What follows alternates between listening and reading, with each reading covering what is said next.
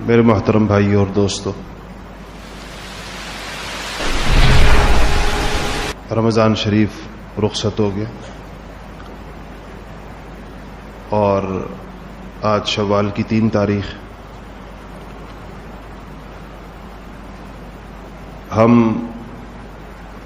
شعبان کے مہینے سے یعنی رمضان سے 1 ماہ پہلے رمضان کی آمد کی، اس کے استقبال کی، اس کو صحیح معنوں میں استعمال کرنے کی اور اس کے اوقات کی حفاظت کی، اس کی رحمتوں اور برکتوں سے فیضیاب ہونے کی اور اس کے نتائج اور مقاصد کو حاصل کرنے کی گفتگو کرتے رہے اور یہی کہتے رہے کہ یہ پلک جھپکتے یہ مبارک مہینہ گزر جائے گا.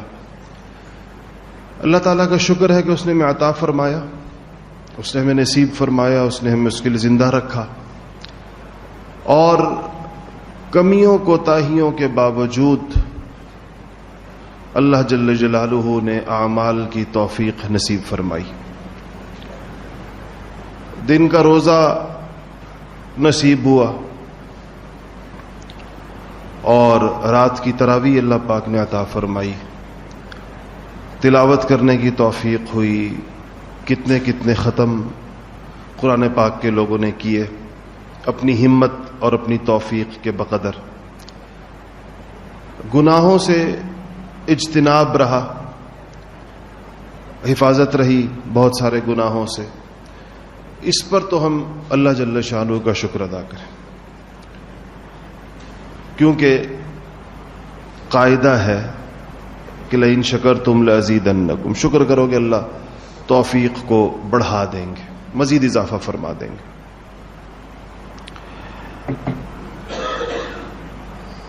چار کام ایسے ہیں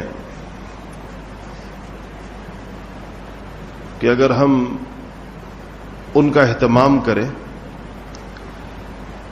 تو اس بات کی امید ہے کہ جو توفیقات ہمیں رمضان میں میسر اور دستیاب رہیں وہ انشاءاللہ ان کا سلسلہ جاری رہے گا.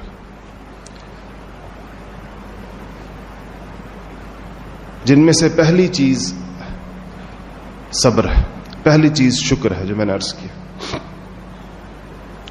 کہ ہمیں جتنی بھی توفیق ملی، یقیناً اہل ہمت کو دیکھ کر، ہمت والوں کو دیکھ کر انسان کو اپنے اعمال کم لگتے ہیں اور خیال ہوتا ہے کہ ہم سے ویسے نہیں ہو سکا جیسے اہل ہمت نے کیا. اس کے باوجود جو جتنی توفیق ملی، جتنا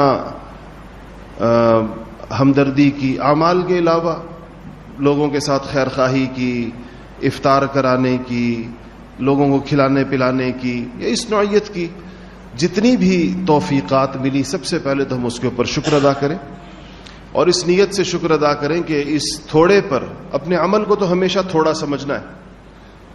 وہ تو انسان برباد ہو گیا جس نے اپنے عمل کو زیادہ سمجھ لیا. تو عمل کو تو تھوڑا سمجھتے ہوئے اس نیت سے اس کے اوپر شکر ادا کیا جائے کہ اللہ جل شانہ نے قاعدہ بیان فرمایا ہے کہ لئن شکرتم لازیدنکم، کہ تم اگر شکر ادا کرو گے تو اللہ جل شانہ بڑھا دیں گے تمہارے شکر کو. اللہ تعالیٰ تمہاری توفیق کو، تمہیں جو اللہ تعالیٰ کی طرف سے جو تم پر فضل ہوا ہے اس میں اللہ جل شانہ اضافہ فرما دیں گے. پہلی چیز تو یہ شکر گزاری ہے. دوسری چیز جس کی ہمیں مستقل عادت ڈالنی چاہیے لیکن رمضان کے بعد اہمیت کے ساتھ ذرا اس کو دیکھا جائے، وہ کہلاتا ہے محاسبہ نفس، اپنا احتساب، اپنا محاسبہ. ہمارے ہاں اردو اخبارات کے اندر یہ لفظ احتساب استعمال ہوتا ہے، عربی کا لفظ ہے، یہ درست معنوں میں نہیں استعمال ہوتا. اس کے لیے صحیح لفظ محاسبہ ہے جس معنی میں استعمال ہوتا ہے، اکاؤنٹیبلٹی کے معنی میں. اس کے لفظ محاسبہ زیادہ بہتر ہے بنسبت احتساب کے. احتساب کے اور معنی ہیں، قرآن و سنت کی زبان کے اندر. من قام رمضان ایمانا و احتسابا غفر له ما تقدم من ذنبه، بالکل ہی کسی اور معنی میں استعمال ہوتا، مثبت معنی میں استعمال ہوتا، ہمارے ہاں منفی معنی میں استعمال ہوتا. تو محاسبہ نفس کا مطلب یہ ہے کہ ہم غور کریں اس بات کے اوپر کہ تمام احوال موافق ہونے کے باوجود، پوری فضا اور ماحول کے نیک ہو جانے کے باوجود، اور لوگوں کے اللہ جل شانہ کی طرف رجوع کے اسباب میسر ہو جانے کے باوجود ہمیں کتنی توفیق ہوئی اور ہم نے اس ماحول سے کتنا فائدہ اٹھایا، ہم گناہوں سے کتنے مجتنب رہے، ہمیں کتنی تلاوت کی توفیق ملی، کتنے نوافل پڑھے، رات کی شب بیداری کیسی رہی، دعائیں کتنی کیں، اور جو روزے کا مقصد اور اس کا فلسفہ اور اس کے فوائد اور ثمرات جو ہمیں حاصل ہونے چاہیے تھے، جس پر یہاں گفتگو ہمارے یہاں ہوتی رہی، تو اس میں سے مجھے کتنا حصہ ملا. اپنی کمائی پر بندہ غور کرے کہ میں نے کتنا کمایا، اور جب وہ دیکھے کہ اس میں یہ کمی کوتاہی مجھ سے رہی، تو اس کمی کوتاہی کے اسباب کے اوپر ضرور غور کرے کہ کیوں رہی، کیا وجہ تھی کہ میں اس کا پورا فائدہ نہیں اٹھا سکا. تو دو باتیں یہ ہو گئیں کہ ایک تو شکر گزاری ہو جو کیا اس کے اوپر، دوسرا محاسبہ نفس ہو، تیسرا نیکیوں کی حفاظت ہو. نیکی صرف کرنی نہیں ہوتی، نیکی کو بچا کر لے جانا بھی ہے آخرت کے دن تک. یعنی انسان نیکیاں کرتا ہے بسا اوقات، اور اس نیکی کو محفوظ نہیں رکھ پاتا.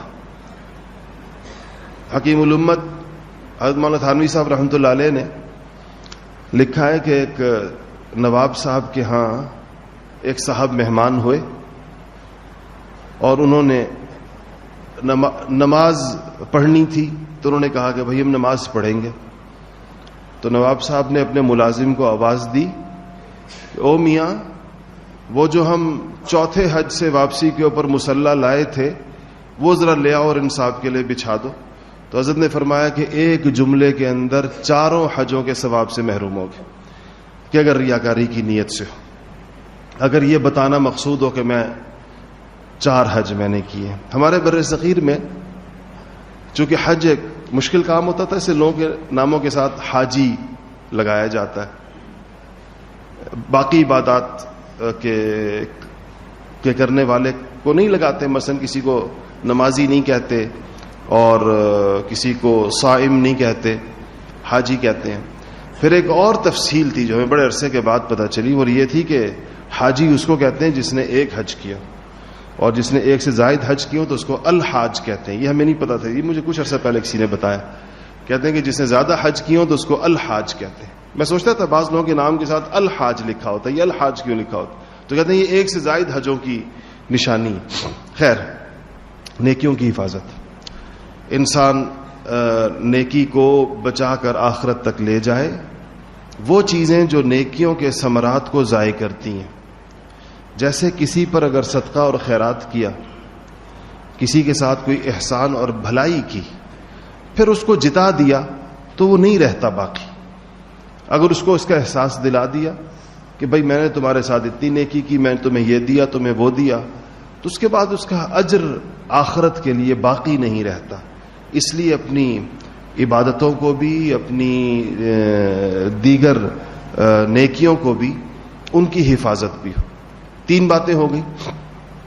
چوتھی بات یہ ہے کہ اب اعمال پر استقامت ہو، مداومت ہو، دوام ہو، اس کی پابندی ہو، استقلال ہو، ایک کنسسٹنسی ہو اس کے اندر، ایک تسلسل ہو کہ انسان نے جو چیز شروع کی. دیکھیں رمضان میں جو اعمال کیے جاتے ہیں اور جو کرنے آسان ہو جاتے ہیں، وہ صرف رمضان کے لیے نہیں ہوتے کہ وہ اس مہینے کے کوئی خاص اسکیجول ہے اور وہ پورا ہوا اور ہر چیز ہم نے ٹھپ کر رکھ دی، قرآن شریف واپس غلافوں میں رکھ دیے اور اونچے طاقوں پر رکھ دیے کہ اگلے رمضان میں اٹھائیں گے، اور راتوں کو اٹھنے کا معمول چھوڑ دیا. کوئی تھوڑے بہت روزے رکھنے کا نفلی روزوں کا جو اہتمام کرنا چاہیے وہ بھی بس سوچا کہ اب اگلے رمضان میں ہی رکھیں گے. نہیں، یہ تو ایک مشق تھی اعمال کو آسان کرنے کی. یہ اعمال تو کرنے سارا سال اور ساری زندگی ہے. ان اعمال کو زندگی کا حصہ بنانے کے لیے اور ان پر عمل کو آسان کرنے کے لیے اللہ جل شانہ نے سارے ماحول کو ہمارے موافق فرما دیا تھا کہ اس ماحول سے فائدہ اٹھا لو اور اس کے خوگر ہو جاؤ اور اس کی عادت بنا لو. یہ مقصود تھا رمضان المبارک سے. اس لیے اب جس نے رمضان میں اور اکثریت نے الحمدللہ روزے داروں کی اکثریت نے الحمدللہ رمضان میں تہجد پڑھی, آپ سب نے پڑھی. اب یہ سال کے 11 مہینے تہجد کیسے چلے گی؟ رمضان میں ہم نے بہت سی خرافات سے اور لایانی قسم کی چیزوں سے پرہیز کیا. فلمیں ڈرامے نہیں دیکھے اور فضول قسم کی کہانیاں قصے نہیں پڑھے. اس کی بجائے یہ اوقات ہم نے عبادت اور تلاوت کو دیے. یہ معمول ہمارا سال کے باقی 11 مہینے کیسے چلے گا؟ ہم نے جو لغویات سے پرہیز کیا, بلا وجہ کے جھگڑوں اور فساد سے اپنے آپ کو بچایا, اور اس بات کا ہمیں خیال اور احساس رہا کہ میں روزے سے ہوں اور مجھے یہ چیز زیب نہیں دیتی, ایک روزے دار کے لیے اچھی بات نہیں ہے. یہ احساس ہمیں سال کے بقیہ مہینوں میں کیسے دامنگیر رہے گا, کیسے ہمیں اس کا ہمیشہ استحضار رہے گا؟ اس کے لیے میں کچھ چیزوں کو دیکھ رہا تھا تو 10 باتیں سامنے آئیں قرآن و سنت کی روشنی میں, آیات اور احادیث کی روشنی کے کہ استقامت کے حصول کے لیے, استقامت کہتے ہیں جو توفیق آپ کو ہو گئی, جس چیز پر آپ کو اللہ پاک نے جو چیز آپ کے لیے آسان کر دی اور آپ نے جو عمل کر لیا, اب اس پر جم جانے کو. جمنے کا مطلب یہ نہیں کہ بس اسی پر کھڑا رہنے کا, بلکہ استقامت کی درست تعریف یہ ہے کہ اس پر ہوتے ہوئے مزید ترقی کرتے چلے جانا. استقامت والا بندہ سٹینڈ سٹل نہیں ہوتا کہ اپنی جگہ پر بالکل کھڑا ہو جاتا ہے, نہ وہ دائیں جاتا ہے نہ بائیں. وہ جو اس کو توفیق ہو گئی وہاں تک تو وہ کھڑا ہو جاتا ہے اور مزید توفیقات اس کی زندگی کے اندر شامل حال ہوتی رہتی ہیں. اس کو استقامت کہتے ہیں. میں نے آیت یہی پڑھی آپ کے سامنے شروع میں, ان الذین قالوا ربنا اللہ ثم استقاموا تتنزل علیہم الملائکۃ الا تخافوا ولا تحزنوا وابشروا بالجنة التي كنتم توعدون نحن اولیاؤکم فی الحیاة الدنیا وفی الآخرہ ولکم فیہا ما تشتہی انفسکم ولکم فیہا ما تدعون نزلا من غفور الرحیم. تو ان 10 چیزوں میں جو میں آپ سے عرض کرنا چاہتا ہوں, اور اگر آپ کو جتنی ان میں سے یاد رہ جائے, پہلی چیز اللہ تعالیٰ سے مدد طلب کرنا. اللہ کی مدد کے بغیر کچھ نہیں ہو سکتا, کوئی عمل نہیں ہو سکتا, کوئی نیکی نہیں ہو سکتی, کوئی توفیق نہیں ہو سکتی, کوئی قبولیت نہیں ہو سکتی. تو اللہ کی مدد جو ہے وہ شامل حال نہ ہو تو انسان کسی جانب اور کسی سمت کوئی قدم نہیں اٹھا سکتا. تو اللہ تعالیٰ کی مدد لینے کے طریقہ کیا ہو؟ اس کے لیے دعا ہے. اور پھر دعا کون سی ہو؟ سب سے بہتر دعائیں, سب سے اونچے درجے کی دعائیں وہ ہیں جو قرآن میں آئی ہیں یا حدیث میں آئی ہیں. قرآن میں اللہ پاک نے خود یعنی ہمیں الفاظ بنا کر سکھائے ہیں کہ ان الفاظ سے مجھ سے مانگو.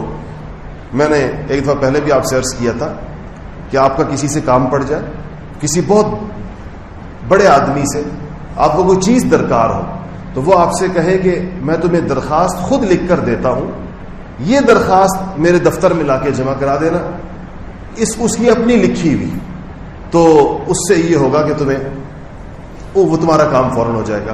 تو آپ کو کتنا اعتماد ہوگا اپنی درخواست کے اوپر. آپ کہیں کہ جس نے کام کرنا ہے, جس کے دستخطوں سے کام ہونا ہے, اسی کے الفاظ ہیں, اسی کی بنائی ہوئی درخواست ہے, اسی نے لکھ کر دی ہے. یہ جو قرآن کی دعائیں ہیں اور جو حدیث کی دعائیں یہ بھی ایسی ہیں. اللہ تعالیٰ فرماتے ہیں مجھ سے ان الفاظ سے مانگو. تو اب سوچیں جب الفاظ اللہ بتاتے ہیں تو پھر اس کے قبول نہ ہونے کا کیا سوال ہے؟ اللہ یہ کہ اللہ نہ کرے انسان کا کھانا پینا حرام ہو, اور جو دعا کی قبولیت میں جو چیزیں رکاوٹ بن جاتی ہیں اس کا بھی ذکر قرآن و سنت میں آ گیا ہے, حدیثوں میں تفصیل موجود ہے کہ یہ کام کرو گے تو دعائیں قبول نہیں ہوں گی, اگر اس طرح کرو گے تو دعائیں پھر اللہ پاک قبول نہیں فرمائیں گے. وہ موانع, یہ وہ روکنے والی چیزیں نہ ہوں تو وہ دعائیں مانگنی چاہیے. 4 دعائیں میں نے مختصر سی جو آپ کو یاد رہ جائیں میں سوچا آپ کو بتا دوں کہ یہ دعائیں استقامت کے لیے. پہلی دعا ہے قرآن کی دعا ہے, ربنا لا تزغ قلوبنا بعد إذ هديتنا وهب لنا من لدنك رحمة إنك أنت الوهاب. رمضان سے بڑی مناسبت ہے اس کی کہ آپ کہیں کہ اللہ رمضان میں جو آپ نے مجھے ہدایت دی اور جو آپ نے مجھے توفیقات دی، اب میرے دل کو اس سے مت پھیریے، اب میرے دل کو اس سے ٹیڑھا مت کر دیجئے، اور یا اللہ میرے دل کو اس کے اوپر جمائے رکھیں جن کاموں کی تو نے مجھے ذکر کی اور تلاوت کی اور نوافل کی اور شب بیداری کی اور قیام اللیل کی، یہ جو بھی توفیقات مجھے آپ کی جانب سے میسر رہیں، اب مجھے اس پر میرے دل کو ایک جماؤ اس کے اوپر عطا فرما دیجیے. دوسری، ربنا افرغ علینا صبرا وثبت اقدامنا. ربنا افرغ علینا صبرا وثبت اقدامنا. افرغ علینا صبرن کا ایک دیہاتی سا ترجمہ ہے کہ اللہ ہمارے اوپر صبر کو گویا انڈیل دیجئے، ہمیں اتنا صبر عطا کر دیجئے.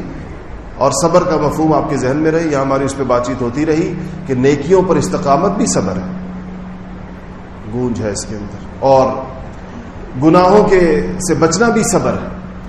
تو یا اللہ افرغ علینا صبرن، خوب صبر کی توفیق دیجیے، آسان کر دیجیے. وثبت اقدامنا، یا اللہ ہمارے قدم مضبوط کر دیجیے، ہم پھسلے نہ.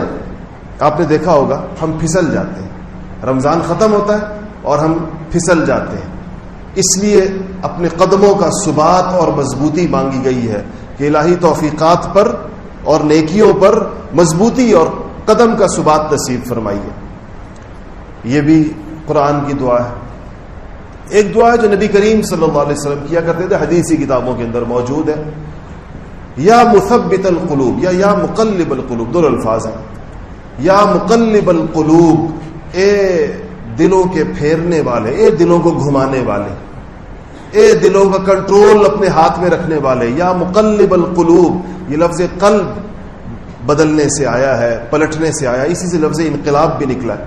تو یا مقلب القلوب ثبت قلبی علی دینک، کہ اے دلوں کو پھیرنے والے میرے دل کو اپنے دین کے اوپر پختگی عطا فرما، میرے دل کو اپنے دین کے اوپر ایک استقامت عطا فرما.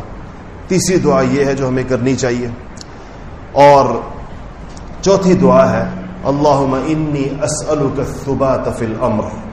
آسان سے الفاظ ہیں، اللہم انی اسألک الثبات فی الامر، یا اللہ میں تجھ سے تمام کاموں کے اندر مضبوطی، ثابت قدمی، استقلال اور مستقل مزاجی کا سوال کرتا ہوں کہ جو مجھے تو نے توفیق دی ہے مجھے اب اس کے اوپر تو چلائے رکھ، میرے لیے اس کو آسان کیے رکھ، کہ تیرے آسان کیے بغیر کوئی چیز آسان ہوتی نہیں. تو اللہ تعالیٰ سے جو آدمی یہ دعائیں کرتا رہے گا، ان دعاؤں کی برکت سے اس کو توفیق ملتی رہے گی، وہ آگے بڑھتا رہے گا اللہ تعالیٰ سے مانگ کر، اور پیچھے واپس اس کا ریورس گیئر نہیں لگے گا جو رمضان کے بعد عام طور پر لگ جاتا ہے. اگر نہ لگتا ہوتا تو یہ رمضان کے بعد ہماری مسجدیں ویران پھر سے کیوں ہو جاتی، اور وہ نمازی کدھر چلے جاتے ہیں جو رمضان میں آئے ہوتے ہیں. بھری ہوئی مسجدیں، فجر کی نماز میں جو منظر، یہ ہماری مسجد آپ لوگ ابھی جتنے لوگ بیٹھے ہیں اس وقت جمعے کی نماز کے لیے، اس سے 2 گنا لوگ ہماری فجر کی نماز میں ہوتے ہیں رمضان کے اندر. وہ باہر صحن تک صفیں ہوتی. تو کہاں جاتے ہیں وہ لوگ؟ آتے کہاں سے ہیں، جاتے کہاں ہیں؟ ظاہر بات ہے ہمارے آس پاس کے لوگ ہوتے ہیں. رمضان کے اندر چونکہ سرکش شیاطین قید ہوتے ہیں، اور چونکہ نفس جو ہے وہ قدرے کنٹرولڈ ہوتا ہے، تو مسجد کی طرف قدم اٹھانا آسان ہو جاتا ہے. اس کے بعد پھر نفس کی بیڑیاں پاؤں میں پڑ جاتی ہیں، اور شیطان کی جکڑ بندیاں، پہلے وہ جکڑا ہوتا ہے اب وہ ہمیں جکڑ لیتا ہے جواباً کہ 1 مہینہ میں نے قید بھگتی ہے، باقی 11 مہینے تم میری قید بھگتو. تو دل کا بدل کا کرتا ہے. تو اس کے لیے استقامت اللہ سے مانگنی چاہیے، اور اس استقامت کی دعاؤں کے اوپر اس بات کی امید ہوتی ہے کہ اللہ جل شانہ ان معمولات کے اوپر اور اس روٹین کے اوپر انسان کو چلائے رکھیں گے. یہ ایک بات ہوگی. دوسری بات ہے کہ رمضان کا ایک خاص پیغام قرآن سے تعلق کا تھا، اسی لیے کثرت سے قرآن پڑھا جاتا ہے، سنا جاتا ہے، سمجھا جاتا ہے. رمضان میں پورے سال اتنا موقع نہیں ملتا. آپ میں سے کتنے لوگ یہاں ایسے بیٹھے ہوں گے جو اس بات کی تائید کریں گے کہ رمضان میں جتنی تلاوت آپ نے کی شاید پورے سال میں نہ کی. پورے 11 مہینوں میں شاید اتنی تلاوت کی توفیق نہ ملی ہو جو آپ کو رمضان میں ملی. جتنا قرآن آپ نے سنا، ایک قرآن الف لام میم سے لے کے والناس تک آپ کی سماعتوں سے گزرا، باقی پورا سال آپ اتنا قرآن کہاں سنتے. اسی طرح یہاں ہم کہتے رہے آپ حضرات سے کہ قرآن کا کچھ حصہ سمجھنے کے لیے، تدبر کے لیے، تفکر کے لیے، غور و فکر کے لیے مخصوص کرنا چاہیے، اور رمضان میں کم سے کم قرآن کا ایک پاؤ، ایک ربع سپارہ اس کو اس نیت سے پڑھنا چاہیے کہ آپ اس کا ترجمہ بھی دیکھیں اور آپ اس کی تفسیر بھی دیکھیں اور آپ اس پہ غور و فکر تدبر کریں کہ اللہ جل شانہ کیا کہنا چاہتے ہیں. یہ چیزیں رمضان میں میسر رہیں. اب ہم یہ نیت اور ارادہ کر لیں کہ رمضان کے قرآن سے اپنے تعلق کو مضبوط کریں، قرآن سے رشتہ جوڑیں. شیخ الہند مولانا محمود حسن صاحب رحمۃ اللہ علیہ کا نام خدا جانے آپ نے سنا یا نہیں سنا. ہندوستان بر صغیر کے عظیم مسلمان رہنماؤں، علماء، بلکہ مجددین کے قافلے کے سرخیل تھے. انگریزوں نے قید کر دیا مالٹا میں. مالٹا ایک جزیرہ برفستان ہے، اور اس لیے کہ ان کی قید کے لیے مالٹا کا انتخاب اس لیے کیا کہ ہندوستان کی کسی بھی جیل میں اگر ان کو رکھا جاتا تو انگریز اس بات سے ڈرتے تھے کہ ان کے پروانے اور ان کے عاشق پورے بر صغیر کے مسلمانان بر صغیر، بلکہ ہندوؤں کی بھی ایک بہت بڑی تعداد ان کی قیادت اور سیادت کو تسلیم کرتی تھی کہ یہ لوگ ان کو چھڑا لیں گے، اس جیل پر لوگ حملہ آور ہو جائیں گے. تو پورے بر صغیر میں، اتنے بڑے ملک میں ان کو کوئی جیل نہیں ملا جہاں پر ان کو رکھا جائے. ان کو لے جا کر مالٹا کے جزیرے میں قید کیا تھا. اپنی 4 سالہ قید کے بعد جب وہ واپس آئے 1919 میں، 1919، پورے 100 برس ہو گئے اس بات کو. آج یہ 2019 ہے اور وہ 1919 میں آئے تھے. اس 100 برس پہلے اس پیر دانا نے، اس مرد درویش نے یہ کہا کہ مالٹا کے قید خانے کی تنہائیوں میں میں نے امت مسلمہ کے زوال کے اسباب پر غور کیا. میں نے سوچا کہ امت پر زوال کیوں ہے، یہ امت ہر جگہ پٹ کیوں رہی ہے. تو تمام تفکر و تدبر کے بعد جو نتیجہ میں نے نکالا کہ اس کی 2 وجہیں ہیں. 2 باتوں کی وجہ سے یہ امت زوال کا شکار ہے. پہلی وجہ قرآن سے لا تعلقی ہے کہ قرآن چھوڑ دیا ہے امت، قرآن کا پیغام نہیں جانتی، پتہ نہیں ہے، ہر لحاظ سے اس کی حق تلفی ہے. نہ درست پڑھتے ہیں، ہمیں پڑھنا بھی صحیح نہیں آتا، نہ اس کو سمجھتے ہیں، ترجمہ بھی نہیں آتا، اس کی تفصیل بھی نہیں معلوم، اور نہ اس پر عمل کرتے ہیں. کسی بھی اعتبار سے قرآن کا حق ہم نہیں ادا کرتے، اور یہ بالکل حقیقت ہے 100%. وہ 100 سال پہلے انہوں نے فرمائی، 100 سال کے بعد بھی یہی صورتحال ہے. اور دوسرا فرمایا، ایک وجہ قرآن کو چھوڑ دینا، اور دوسرا فرمایا کہ آپس کے اختلافات. کہ مسلمانوں کو زوال جو ان کا آیا ہے وہ ان آپسی اختلافات کی وجہ سے آیا ہے. ایک باہم نبرد آزما ہے ایک دوسرے کے ساتھ، اپنی تمام قوتیں ایک دوسرے کے خلاف استعمال کر رہے ہیں. وہ قوت جو مجتمع ہو کر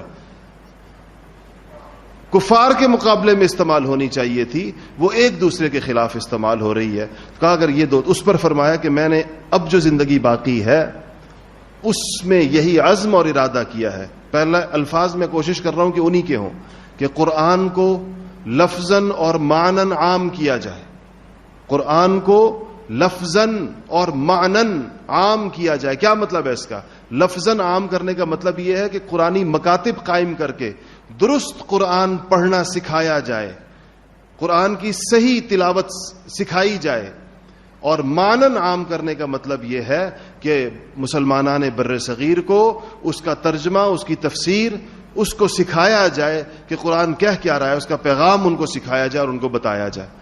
پہلی بات کا کے لیے حل یہ ارشاد فرمایا، اور دوسری بات کے لیے ارشاد فرمایا کہ مسلمانوں کے درمیان اختلاف کو کسی بھی قیمت کے اوپر برداشت نہ کیا جائے، یعنی اس کو فروغ نہ دیا جائے کسی صورت کے اندر.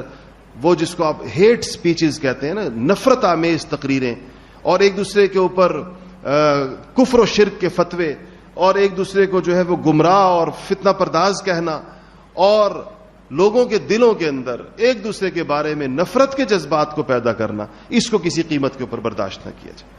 اس عمل کی کسی قیمت پر حوصلہ افزائی نہ کی جائے، اور نہ ایسے لوگوں کو اپنے معاشرے کے اندر آزادانہ کام کرنے کی اجازت دی جائے. جو معاشرے کو توڑ رہے ہیں، جو لوگوں کے درمیان افتراق اور انتشار پیدا کر رہے ہیں۔ یہ دو باتیں اس پیر دانا نے کہی تھی، اور آج بھی اگر آپ دیکھیں گے تو آپ کو اپنے تمام مسائل کی جڑ انہی دو باتوں کے اندر نظر آئے گی۔ یوں تو بے شمار باتیں ہو سکتی ہیں، لیکن جو اس کا مغز اور اس کا خلاصہ ہوگا وہ یہ دو۔ تو دوسری چیز میں نے عرض کی، قرآن سے تعلق جوڑیے۔ تیسری بات، اللہ جل شانہ نے استقامت کے لیے، دیکھیں جنگ کے میدانوں کے اندر اذا لقیتم الذین کفروا زحفا، کہ جب تمہیں حالت جنگ کے اندر دشمن کا سامنا ہو جائے تو اللہ نے فرمایا کہ فلا تولوہم الادبار، بھاگو مت، پیٹھ مت پھیرو، تو اثبتو، ثابت قدم ہو جاؤ۔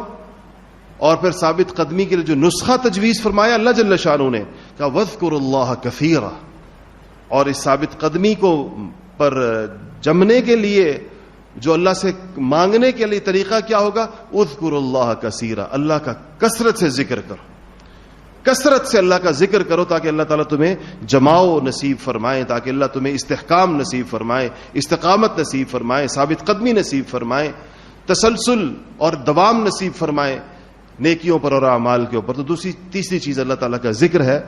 ہم یہاں ذکر کی مجالس بھی اسی لیے کرتے ہیں کہ ذکر کا شوق پیدا ہو۔ اتوار کے دن عصر کے بعد ہمارے مجلس سے ذکر ہوتی ہے، ذکر کا شوق پیدا کرنے کے لیے، تاکہ تنہائیوں میں ذکر کرنے کی عادت پیدا ہو۔ ماحول میں کریں گے، مل کر تھوڑی عادت پڑے گی، مانوس ہوں گے، پھر تنہائیوں میں کرنے کی توفیق بھی ہوگی۔ چوتھی چیز جو استقامت کے لیے کام آتی ہے وہ یہ مزاج یہ بنائیے کہ احکامات شریعت کے سامنے سر جھکائیے، سرنڈر کیجیے، باطل تعویلات کا مزاج نہ بنائیں۔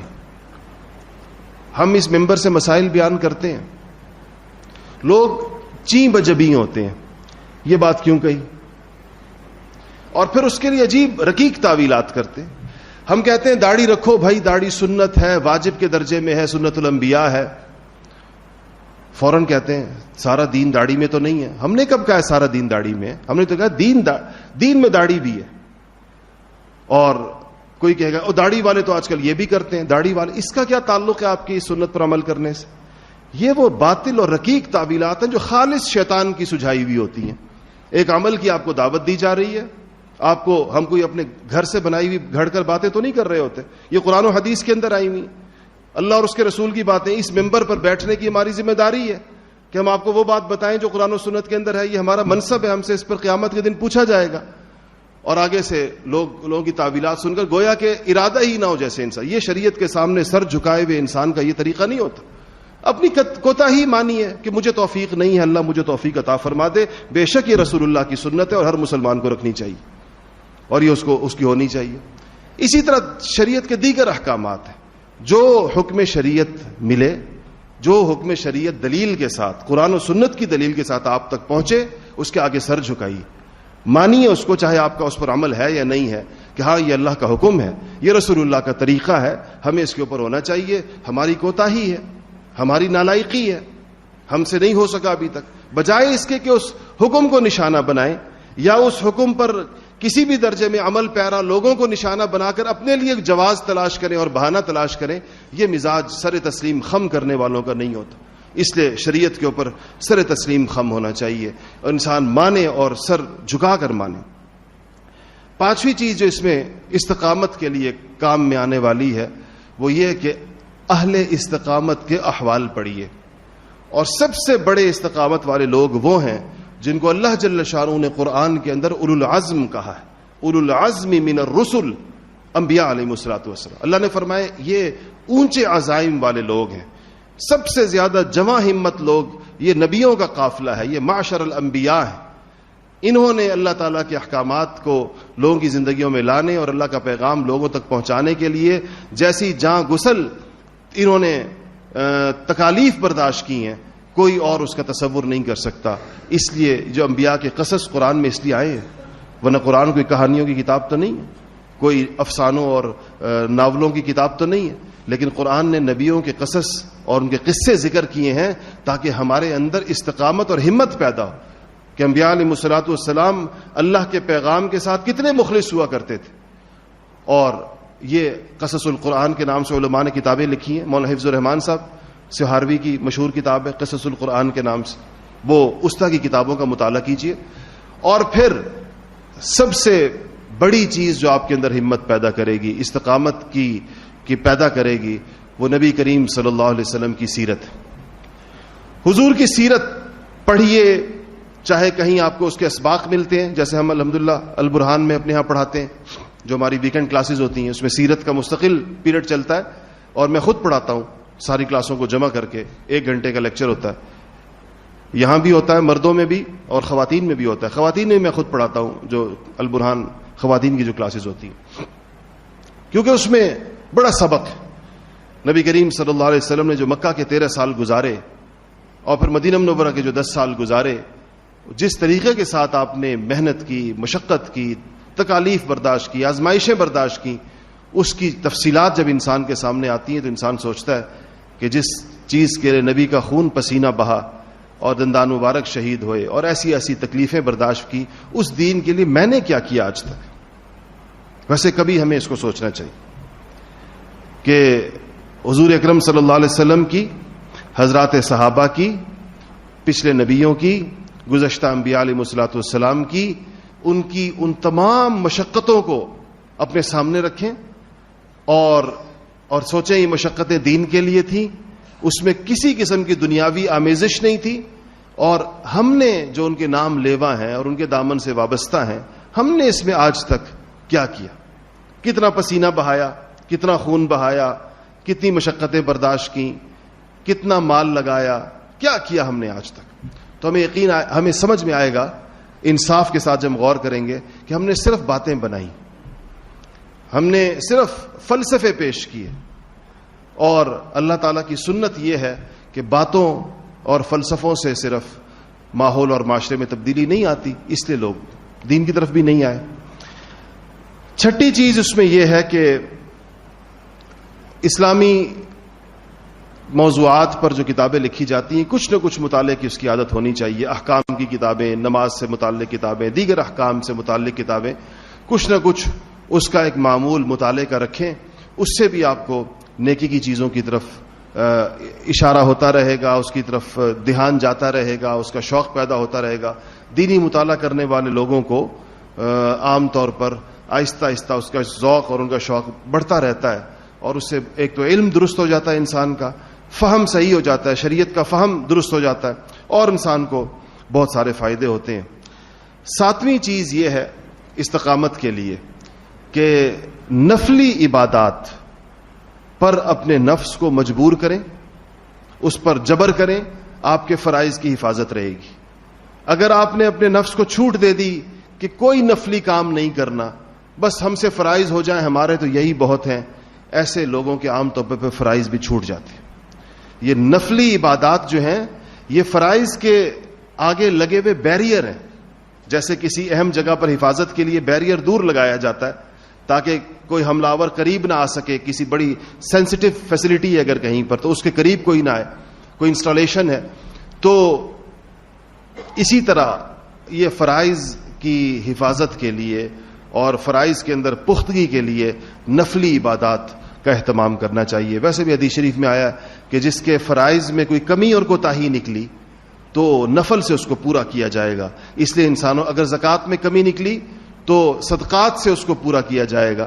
اس لیے انسان کے پاس نفلی اعمال کا بھی ایک اچھا خاصا ذخیرہ ہونا چاہیے جو فرائض کے اندر اس کی کمی کوتاہی کو بھی پورا کرے گا، فرض کی حفاظت بھی کرے گا، فرض کے اندر جان بھی پیدا ہوگی اور استقامت بھی نصیب ہوگی.